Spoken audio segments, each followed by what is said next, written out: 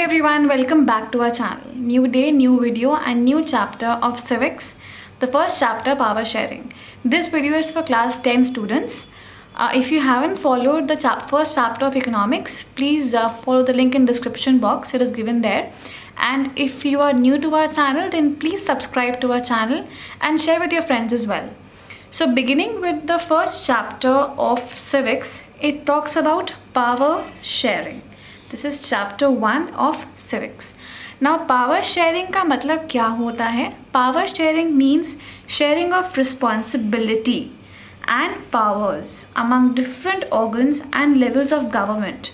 So जब हम अपनी पावर किसी और के साथ शेयर करने के लिए रेडी हो जाते हैं सो दैट हमारी इकोनॉमी का बेटरमेंट हो, हमारी इकोनॉमी बेसिकली ज़्यादा डाइवर्सिटी को यूनाइट कर सके एंड हमारी जो इकोनॉमी का ग्रोथ ज़्यादा हो पाए, उसको कहते हैं power sharing. So sharing of responsibility, powers among different organs यानी कि among different organs like judiciary, executive, legislature and levels यानी कि union government, state government and local government. So जब ये सब ready हो जाते हैं for sharing their power, that process is known as power sharing. It is a strategy for resolving disputes over exercise of power. हमेशा जो problems होती हैं वो क्यों होती हैं? बिकॉज ऑब्वियसली पावर एक के पास होती है एंड बाकी लोग चाहते हैं कि हमारे पास भी उतनी पावर रहे या पावर इक्वली डिवाइड हो, तभी डिस्प्यूट्स होती हैं. हम सब पावरफुल होना चाहते हैं, right? So this is the main problem. हमेशा यही डिस्प्यूट्स, यही कॉन्फ्लिक्ट्स रहते हैं कि पावर किसके पास रहेगी सबसे ज़्यादा. सो अगर पावर शेयर हो जाए, सब में डिवाइड हो जाए इक्वली, तो डिस्प्यूट्स हो ही ना, कॉन्फ्लिक्ट्स कभी हो ही ना. It is a very powerful approach to unite diversities by making them party to the decision making process. जब सब लोग equally involve होंगे in decision making process, तो कभी कोई प्रॉब्लम होगी ही नहीं. So power sharing is a very very powerful approach. It's a very very good approach to unite people, to to make them come together and so that सब लोग decision ले सकें equally, सब लोग participate कर सकें equally. This is the meaning of power sharing और ये चैप्टर का जिस्ट है power sharing. Alright, now moving on to understand about the ethnic composition of Belgium. तो power sharing chapter basically 2 parts में डिवाइडेड है. पहले तो हम बात कर रहे हैं बेल्जियम के बारे में, फिर हम बात कर रहे हैं श्रीलंका के बारे में. देन वी टॉक अबाउट कि पावर शेयरिंग डिज़ायरेबल क्यों है और पावर शेयरिंग के फॉर्म्स क्या हैं. सबसे पहले we will see that power sharing के कैसे अरेंजमेंट्स थे in Belgium and Sri Lanka. After comparing them we will see कि बेस्ट अरेंजमेंट कौन से होते हैं, right? So before that need to first understand कि बेल्जियम और श्रीलंका में एथनिक कॉम्पोजिशन क्या है. So the word ethnic basically means here which talks about various diversities. सबका अपना अपना कल्चर होता है, अपने अपनी वेज होते हैं of living their life. They have their own cultural ways, they have their own religious ways, they have their own traditions. So that is known as ethnic, alright? So Belgium की भी ethnic composition है. अब Belgium है कहाँ? It's a small country in Europe, alright? Europe में एक बहुत छोटी सी कंट्री है. It has borders with France, Netherlands, Germany and Luxembourg. So Belgium के बॉर्डर्स जो है, आप ये मैप देख रहे हो, ये जो बेल्जियम के बॉर्डर्स हैं, shares borders with France, with Netherlands, with Germany and Luxembourg. Alright, so ये है बेल्जियम का जोग्राफिकल कॉम्पोजिशन. जोग्राफी के अकॉर्डिंग बेल्जियम एक छोटी सी कंट्री है यूरोप में और इसके जो बॉर्डर्स हैं वो फ्रांस, नेदरलैंड्स, जर्मनी और लग्जमबर्ग के साथ हैं. Now what is important is ethnic composition. Ethnic composition में क्या देख रहे हैं हम? आप ये देख रहे हो कि yellow colour, blue, red and orange. तो ये जो येलो कलर है ये है फ्लेमिश रीजन. हमने लिखा भी है मैप में. जो येलो आपको दिख रहा है part, this is Flemish region. जो रेड पार्ट है दिस इज़ बेसिकली वलून या Wallonia region. Blue part is your German speaking region. ये अभी भी ये जो है ये वलूनिया ही है पूरा. This yellow is your Flemish and this red total area is your Walloon. This orange part is your Brussels. Brussels is the capital of Belgium. Alright, अब देखते हैं यहाँ पे क्या क्या लैंग्वेजेस बोलते हैं सब लोग, राइट। सो फ्लेमिश जो है यहाँ पे 59% लोग रहते हैं, ठीक है। 59% people live in Flemish region and they speak Dutch language. तो फ्लेमिश है तो डच है, ओके, रिमेंबर दिस। एफ का फ्लेमिश और डी का Dutch, F D, alright. So 59% people जो लोग हैं वो फ्लेमिश में रहते हैं and they speak Dutch language. 40% जो लोग हैं they live in this Wallonia region, alright, and they speak French, WF, French, alright. तो जो यहाँ पे लोग रहते हैं दे स्पीक फ्रेंच। एंड जो रिमेनिंग 1% लोग हैं ना, यहाँ पे आप जो देख रहे हो ये 1% है, दिस इज़ जर्मन, ठीक है। तो ये 1% लोग जो हैं वो जर्मन बोलते हैं, ठीक है। अब बात करते हैं ब्रुसेल्स की। तो ब्रुसेल्स में जो ये कैपिटल है ब्रुसेल्स बेल्जियम का, यहाँ पे उल्टा है। यहाँ पे 80% people speak French and 20% people speak Dutch, alright. So majority किसकी है? मेजॉरिटी है डच की बेल्जियम कंट्री में। 59% लोग डच बोलते हैं, 40% लोग फ्रेंच बोलते हैं। और लेकिन ब्रुसेल्स में उल्टा है, फ्रेंच हो गए मेजॉरिटी एंड डच हो गए माइनॉरिटी। तो ये थी कहानी बेल्जियम की, ठीक है। Now we'll talk about Sri Lanka. सो श्रीलंका का भी सिमिलर कुछ मैप बन जाता है, राइट। आप देख रहे हो श्रीलंका के मैप में भी 4 रीजन्स हैं, yellow, orange, blue and brown. So आप देख रहे हो ये जो ऑरेंज रीजन है, इस रीजन में श्रीलंकन तमिल्स रहते हैं, ठीक है। लेकिन उससे पहले तो टेल यू कि श्रीलंका है कहाँ पे और एग्जैक्टली यहाँ पे कौन कौन से लोग रहते हैं। First will talk about Sri Lanka. तो श्रीलंका बेसिकली कहाँ पे? It's island nation just a few kilometers off the southern coast of Tamil Nadu. Sri Lanka India के बहुत ही पास है। It is a island nation and is really close to Tamil Nadu, right. अब श्रीलंका में 4 टाइप के कम्युनिटीज़ हैं। पहले हैं आपके ऑरेंज वाले, ये Sri Lankan Tamils. Then this yellow is Sinhalese और सिन्हाला स्पीकर्स, ये लैंग्वेज होती है वहाँ पे Sinhala. Then this blue small small regions you can see है, ये जो ब्लू में आप देख रहे हो स्मॉल स्मॉल सर्कल्स हैं यहाँ पे, ये हैं यहाँ पे मुस्लिम्स, ऑलराइट। एंड जो ब्राउन रीजन में लोग हैं दीज आर इंडियन तमिल्स, ठीक है। So you can have 4 people here, Sinhalese, श्रीलंकन्स, Muslims and Indian Tamils. Now let's see what happens in the language part. Sinhala speakers यहाँ पे 74% हैं। तो श्रीलंका में 74% people speak Sinhala language. 18% people speak Tamil language. Okay, Tamil speakers 18% है। उन 18% में से 13% जो है वो श्रीलंकन तमिल्स हैं और 5% जो है वो इंडियन तमिल्स हैं। इंडियन तमिल्स यानी कि जो पार्टीशन के टाइम पे या जो किस टाइम पे रेफ्यूजीज़ बन के इंडिया से आए थे to Sri Lanka, those are Indian Tamils, alright. Then 74% ये हो गया, 18% ये हो गया, तो कितना बचा हमारे पास बचा अभी 12%, राइट।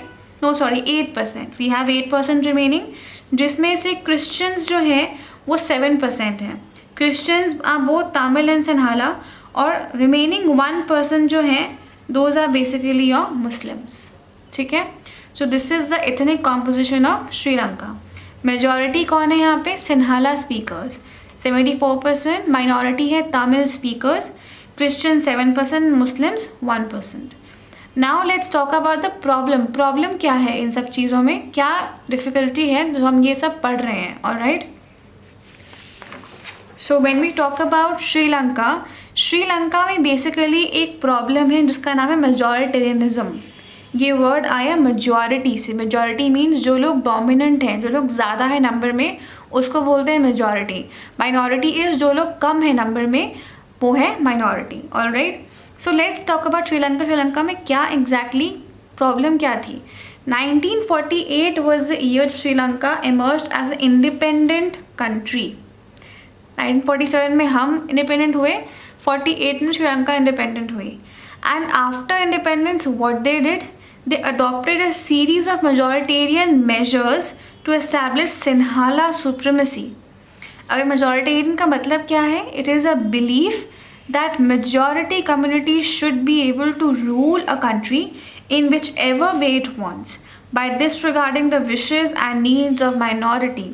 तो हमें कोई फ़र्क ही नहीं पड़ता कि माइनॉरिटी की क्या नीड्स हैं, क्योंकि हम मेजॉरिटी हैं तो हम जो चाहे वो कर सकते हैं, हम कंट्री को रूल कर सकते हैं, और जिसकी जो भी विश हो, माइनॉरिटी में जो भी विशेज़ हो, we don't care about them. That was the same manner in which Sinhala people thought. Okay, this was the majoritarian measure. Okay, so Sinhala supremacy means because Sinhala 74% थे, इसीलिए उन्होंने ये मेजॉरिटेरियन मेजर्स लगाए. अब ये मेजर्स क्या थे? 1956 में एक एक्ट पास हुआ. एन एक्ट वाज पास्ड जिसमें सिन्हाला को बनाया गया as the only official language of the country of Sri Lanka. So Tamil speakers जो थे उनकी लैंग्वेज को डिसरिगार्ड करके सिन्हाला को बनाया गया official language.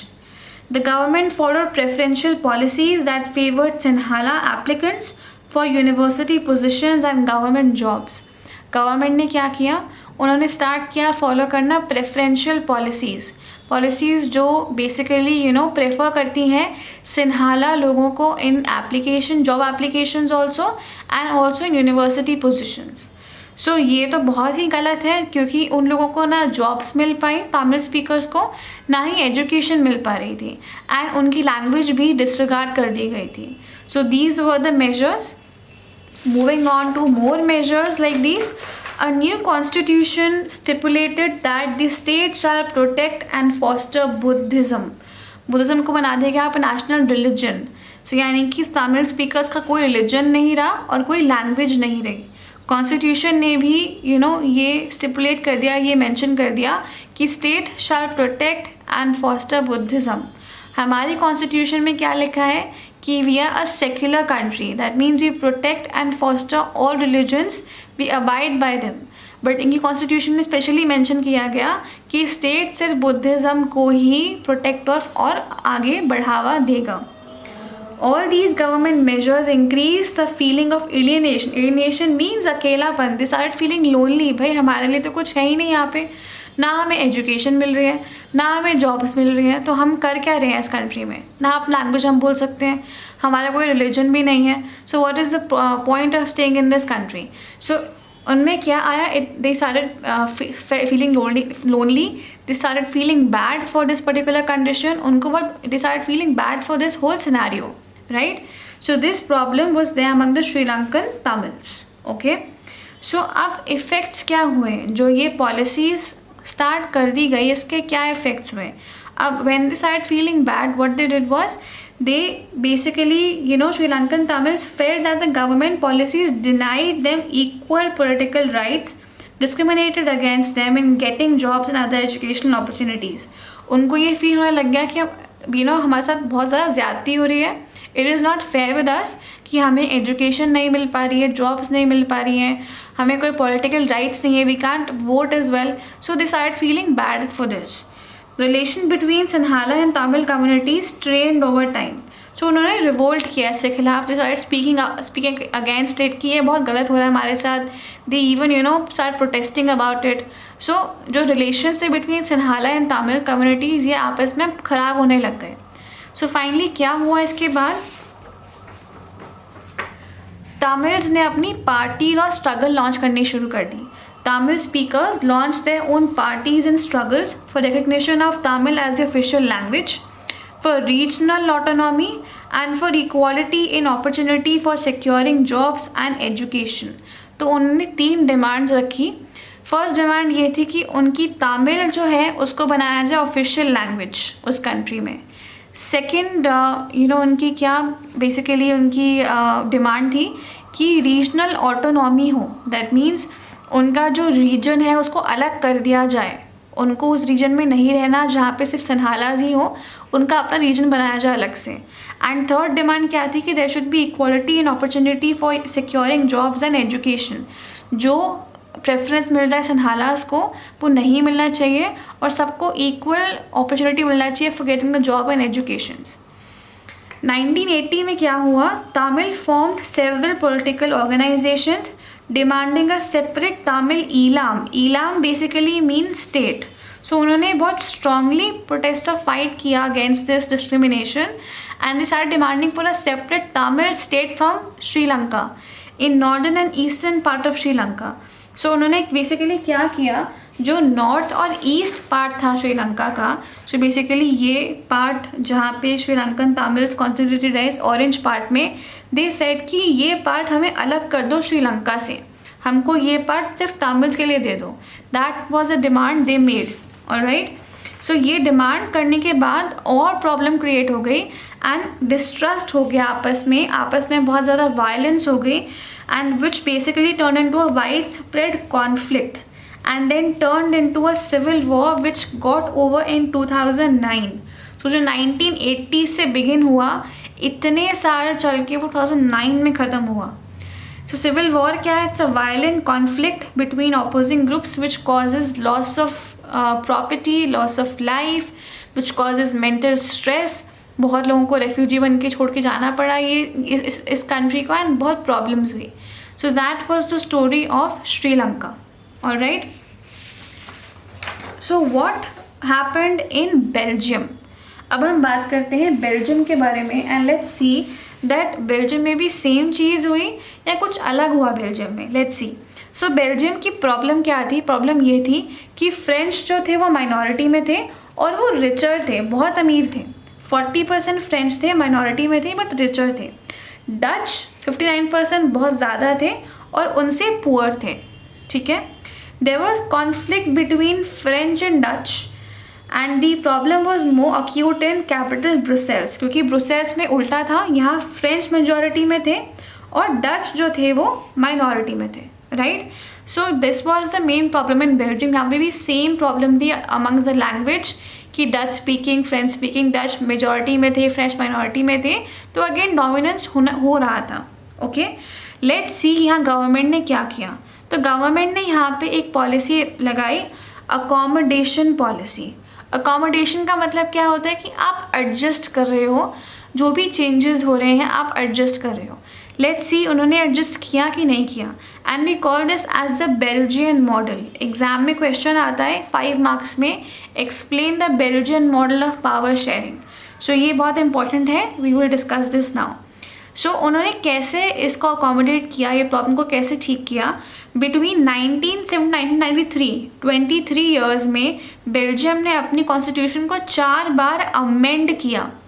Belgium amended constitution 4 times so as to work out an arrangement that would enable everyone to live together in the country। so what they did was उन्होंने अपने कॉन्स्टिट्यूशन को इतनी बार change किया so that ऐसा कुछ arrangement निकल के आ पाए जिससे सब लोग एक साथ रह पाए खुशी खुशी, कोई प्रॉब्लम ना हो, राइट। सो कितना ज़्यादा देवर थिंकिंग कि कंट्री में, यूनिटी कंट्री में अच्छे से सब कुछ चीज़ें बनी रहें। The constitution prescribed equal number of French and Dutch speaking ministers in the central government so that no single community can make decisions unilaterally। Now अब क्या हुआ, कॉन्स्टिट्यूशन ने प्रिस्क्राइब किया कि इस पर्टिकुलर कंट्री में जो सेंट्रल गवर्नमेंट होगी वहाँ पे equal number of French ministers होंगे और इक्वल डच होंगे। यानी कि अगर उस सेंट्रल गवर्नमेंट में अगर 100 मिनिस्टर्स हैं तो 100 में से 50 जो है वो फ्रेंच होंगे और 50 जो है वो डच होंगे, ठीक है। क्यों? क्योंकि अगर ज़्यादा फ्रेंच हुए या डच ज़्यादा हुए तो देयर आर चांसेस कि मेजॉरिटी ओवर कर जाए माइनॉरिटी के ऊपर, बट ये नहीं हुआ बिकॉज ये पॉलिसी को अडॉप्ट किया गया, right. Capital city Brussels has a separate government in which both communities French and Dutch have equal representation. तो ब्रुसेल्स में भी यही सेम गवर्नमेंट सिनेरियो है। स्टेट गवर्नमेंट में क्या चेंजेस हैं, यहाँ पे भी इक्वल फ्रेंच और इक्वल डच मिनिस्टर्स हैं। और ये क्यों एक्सेप्ट किया गया है? क्योंकि डच ने वहाँ एक्सेप्ट किया है। जब डच लोगों ने मान लिया सेंट्रल गवर्नमेंट में कि कोई बात नहीं, हम मेजॉरिटी में हैं बट हम मान लेते हैं कि हम भी इक्वल रहे और फ्रेंच भी इक्वल रहे, इसी को देखते हुए फ्रेंच जो मिनिस्टर्स थे they also felt encouraged, they felt encourage कि हाँ भाई हम लोग भी मान लेते हैं कि हम भी यहाँ ब्रुसेल्स में इक्वल नंबर में मिनिस्टर्स को रिप्रेजेंट करते हैं। So this was the story of Belgium, जहाँ पे अकोमोडेशन की वजह से फ्रेंच और डच का आपस में कोई भी क्लैश, कोई भी फाइट नहीं हुई। आगे क्या हुआ? Apart from central and state government, there's a third type of government which is called community government. अब नॉर्मली सब कंट्रीज़ में सेंट्रल गवर्नमेंट होती है, स्टेट गवर्नमेंट, लोकल गवर्नमेंट होती है, बट यहाँ पे आई कम्युनिटी गवर्नमेंट। अब ये क्या थी? It is basically a government which is taken by people belonging to one language community. So जो भी लोग डच, फ्रेंच या जर्मन लोग थे, उन्होंने अपनी अपनी एक कम्युनिटी गवर्नमेंट को इलेक्ट कर लिया, no matter where they live. This government has the power regarding cultural, educational and language related issues. So यहाँ पे बेसिकली क्या हुआ कि हर एक गवर्नमेंट, हर एक लैंग्वेज का जो गवर्नमेंट था वो फॉर्म हो गया, सो दैट हर एक गवर्नमेंट अपने अपने अकॉर्डिंग अपने कल्चरल, एजुकेशनल और लैंग्वेज के इश्यूज़ को सॉल्व करते रहे, राइट? अब इफ़ेक्ट क्या हुआ इस पॉलिसी का? सबसे पहले तो कॉन्स्टिट्यूशन बहुत कॉम्प्लिकेटेड थी, लेकिन फिर भी जो गवर्नमेंट थी बेल्जियम की, उन्होंने ट्राई किया कि सब लोग अकोमोडेट हो जाएं easily. Peace was established between all linguistic groups, that means Dutch, French and German, leading to stability and a path open for development of the country बहुत ज़्यादा डेवलप होने लग गए क्योंकि सब लोग खुशी खुशी रहने लग गए, right? A potential division of country was avoided. अब अगर डच और फ्रेंच आपस में नहीं मानते तो क्या होता? कॉन्फ्लिक्ट होता, वायलेंस होता, वॉर होती और कंट्री डिवाइड हो जाती, राइट?